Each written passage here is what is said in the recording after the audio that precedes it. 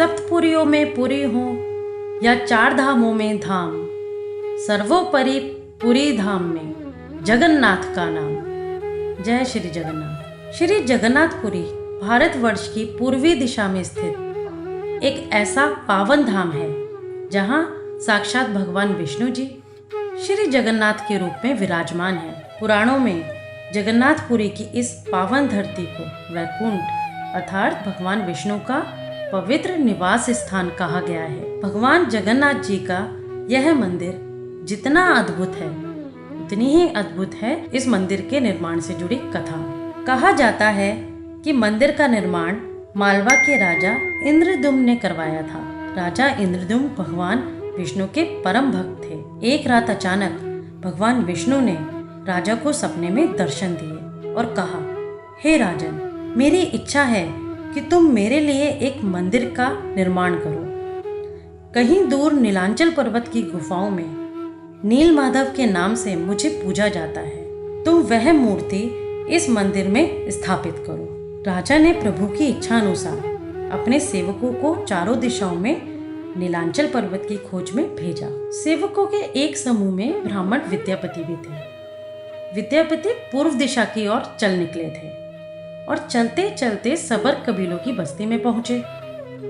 वहां उन्होंने सबर कबीले वालों के साथ काफी समय व्यतीत किया। इस दौरान विद्यापति को कबीले की मुखिया विश्वावसु की पुत्री से प्रेम हो गया और उसने मुखिया की पुत्री से विवाह कर लिया।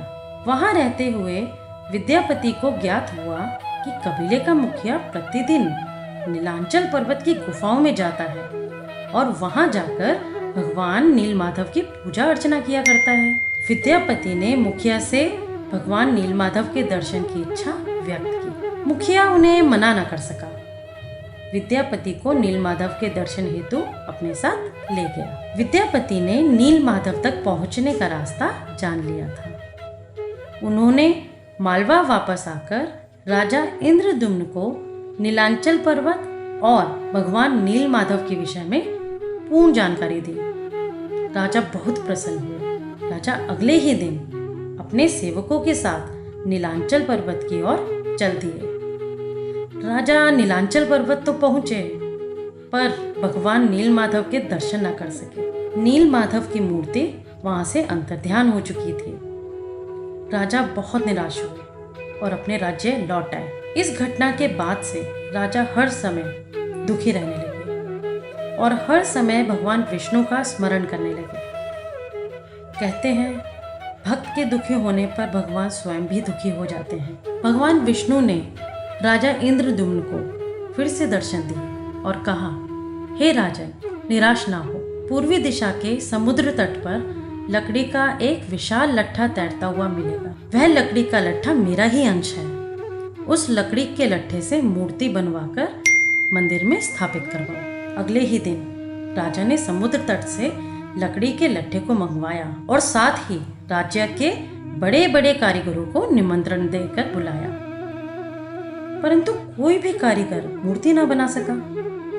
किसी भी कारीगर का कोई भी औजार लकड़ी के टुकड़े को छेद न सका। तब भगवान विश्वकर्मा स्वयं एक बूढ़े ब्राह्मण का वेश धर आए और राजा के सामने मूर्ति बनाने की इच्छा जाहिर की और साथ ही यह शर्त भी रखी कि वह मूर्ति एक बंद कमरे में बनाएंगे और 21 दिनों तक कोई भी कमरे का द्वार नहीं खोलेगा। राजा को उनकी यह इच्छा कुछ अजीब लगी, लेकिन उनके पास और कोई रास्ता भी ना था। सो उन्होंने बूढ़े ब्राह्मण की बात मान ली। राजा ने बूढ़े ब्राह्मण को एक कमरा दिया और साथ में कुछ औजार। कुछ दिनों तक औजारों की आवाज कमरे के बाहर तक आती रही, पर एक दिन अचानक आवाजें आना बंद हो गई। तब रानी गुंडीचा को बहुत चिंता हुई और उनकी जिद करने पर राजा को कक्ष के द्वार खोलने का आदेश देना पड़ा। पर यह क्या, कमरे का द्वार खोलने के बाद राजा अचंभित हो गए क्योंकि वहां कोई बूढ़ा व्यक्ति न था। बस काठ से बनी हुई 3 अपूर्ण मूर्तियां रखी हुई थी। मूर्तियों का निचला हिस्सा नहीं बना था। वो तीनों मूर्तियां भगवान श्री कृष्ण, उनके बड़े भाई बलराम और बहन सुभद्रा की थी। राजा को अपने किए पर बहुत पछतावा हुआ। आखिरकार प्रभु की इच्छा जानकर उन मूर्तियों को उसी रूप में मंदिर में स्थापित कर दिया गया। तब से लेकर आज तक तीनों बहन भाई इसी अद्भुत रूप में जगन्नाथपुरी धाम में विद्यमान हैं। भगवान विष्णु को हर युग में अलग अलग रूपों में पूजा जाता रहा है। कलयुग में भगवान विष्णु श्री जगन्नाथ जी के रूप में पूरे की पावन धरती पर विद्यमान है। इसीलिए जगन्नाथपुरी धाम को कलयुग का वैकुंठ धाम कहा जाता है। जय श्री जगन्नाथ। अगर आपको मेरी यह वीडियो अच्छी लगी हो तो वीडियो को लाइक करें, शेयर करें और मेरे चैनल को सब्सक्राइब करें और साथ ही बेल आइकन ज़रूर दबाएं। तो फिर मिलते हैं मेरी अगली वीडियो में। तब तक के लिए नमस्कार।